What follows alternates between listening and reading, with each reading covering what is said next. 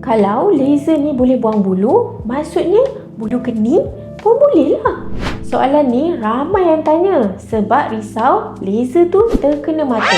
Sebenarnya, rawatan laser ni tak digalakkan untuk kawasan yang dekat dengan mata, terutamanya bahagian atas ataupun bawah kening. Sebab kulit dekat situ sangat nipis dan sensitif. Tapi untuk bahagian yang atas pipi dan tepi dahi yang jauh daripada mata, boleh buat dengan selamat.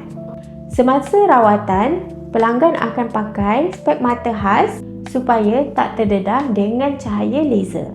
Keselamatan tu tetap nombor 1. Dekat UmiWax, keselamatan pelanggan sentiasa menjadi keutamaan kami. Semua rawatan laser ni dijalankan oleh terapis wanita yang terlatih menggunakan mesin laser khas yang diuji dan dikalibrasi untuk setiap jenis kulit. Kalau anda nak tahu rawatan laser mana yang sesuai dan selamat untuk anda, boleh datang terus ke UmiWax untuk sesi consultation yang percuma.